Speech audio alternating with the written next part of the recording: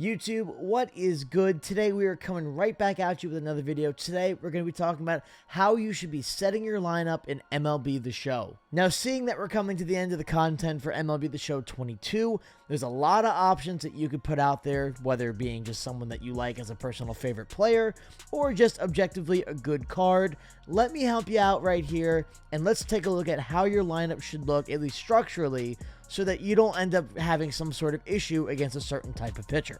Now, I do want to say that this is what I personally do. There are other people that might work for them differently. However, I do see this as generally the best way to set up a lineup. But with that being said, please be sure to leave a like on this video. Tell me in the comments how you like to set up your lineup and what your lineup looks like right now.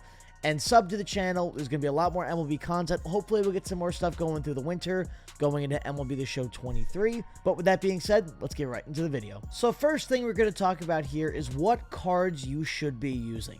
Obviously, you should pretty much be using only 99 overall cards at this point in the game cycle. There's really no point to use anything else unless you're going with some kind of theme team or special sort of challenge you want to set up for yourself. Now, the way to look at these kinds of cards, you want to have the best balance between contact and power.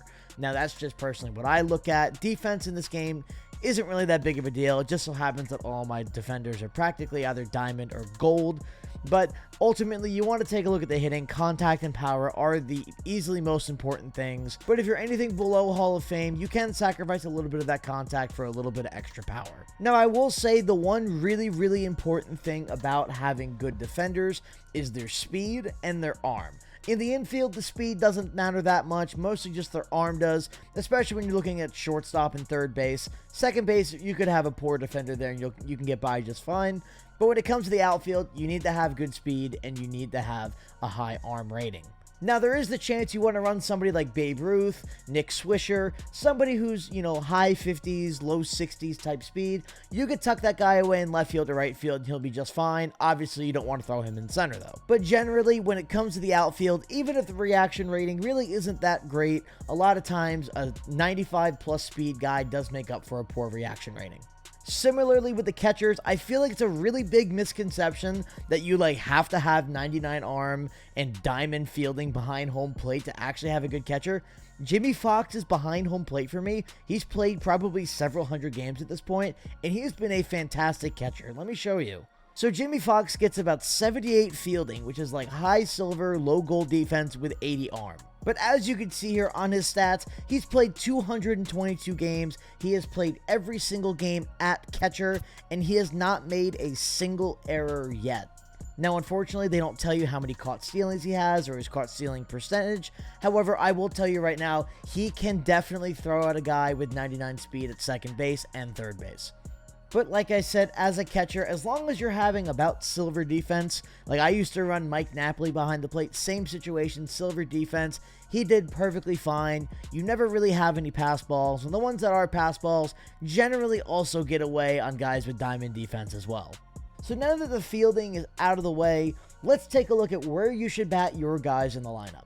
Now, the handedness of your batter does matter, and I'll get to that later in this video. But first off, let's talk about the role of a player and where they should be hitting.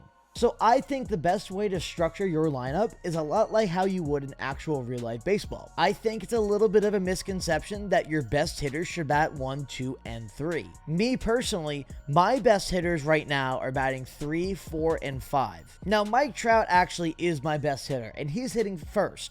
Now, the reason I personally do that is because with a guy like Mike Trout, not only does he have great power that can get you out to an early lead in the game, but his 99 speed can also kind of open up options where if he either gets on base through a walk or if he just dribbles a single to the third baseman and the throw's not on time, this allows you to do a lot more in the one spot. Especially once the lineup flips over, you could bunt somebody over, you could swing away and possibly hit a multiple run home run.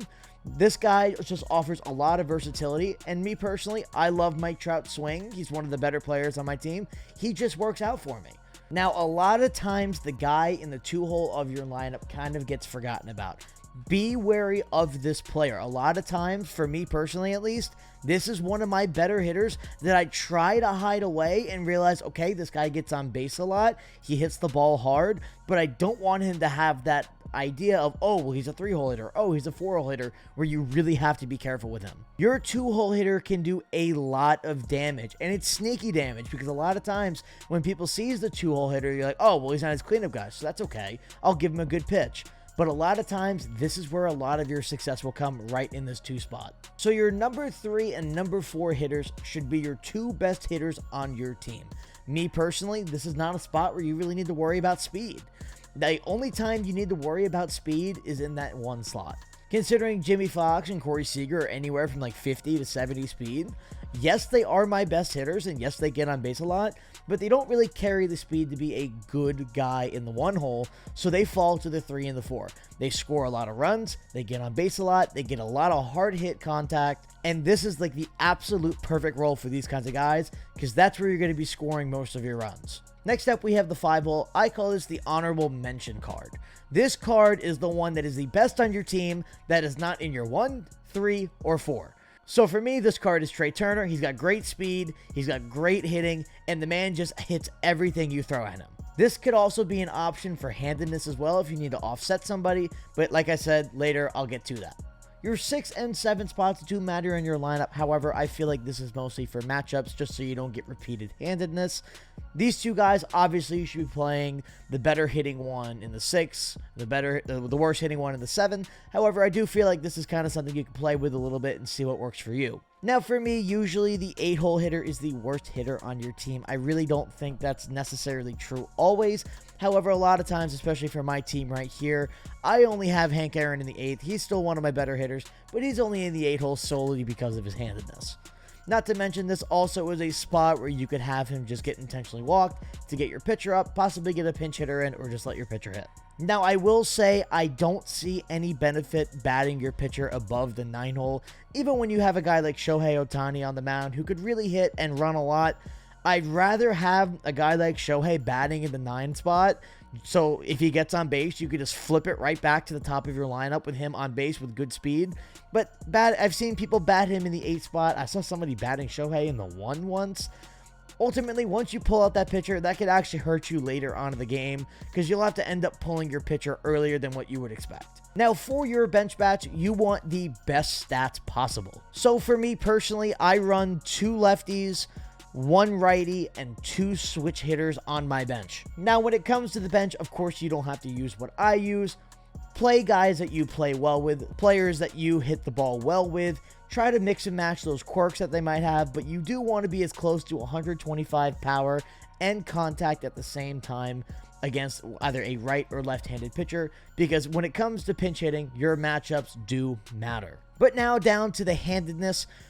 I personally recommend offsetting your right-handed and left-handed hitters. I believe that you should have no more than 3 left-handed hitters in a lineup, because if you have more than 3, if they throw a lefty on the mound, you want to have as little lefty batters as you can get, because that's one of the hardest things to hit in this game. Lefty-lefty hitting is very inconsistent, and a lot of times, especially when you're facing a guy like the new 99 Randy, it is an absolute pain in the ass to try to get that hit. I do think it's also a very good idea to get as many switch hitters in the lineup as you can. These guys offer a lot of versatility. Obviously, they can hit from both the right and left side part of the box, and allows you to have a little bit more diversity in your lineup. Plus, if you have more switch hitters in your lineup, and you have, let's say, 3 in a row, that's 3 batters in a row where really no matter what reliever they might go to in their bullpen, you have the matchup every single time, which could work in your favor. Ultimately, though, I do think just the biggest thing with the handedness is don't match up the same handedness player back-to-back. Obviously, you don't want to have lefties back-to-back. You don't want to have righties back-to-back. The only thing that you might want to have back-to-back are switch hitters. However, you do want to have them a little bit spread out through the lineup, just so they don't go back-to-back and you have to be like, oh, well, he has to be a righty. He has to be a lefty. Like for me, I have one of the 2 and I have one of the 6. You know, there's a pretty equal amount of batters between each guy. There's about 4 players between each one. And I believe that's a really good spot where you could have them. Because, you know, for example, for me, Mike Trout's done. You know, I have a really good matchup there. And, you know, I get through my best hitters, and now I still have another really good matchup once my best hitters are gone. But that's going to be it for today's video, guys. I appreciate you watching this video as always. Hopefully this video helps you kind of have a little bit more diversity to your lineup. And if you want to run theme teams or just to have an actual genuine God squad, these tips will definitely help you create the best lineup that you possibly can. As always, please be sure to leave a like on this video and put a comment on this video. What is your team? How do you set up your lineup? Please be sure to drop a sub to the channel. I hope everyone has a fantastic day, and I'll catch you in the next one.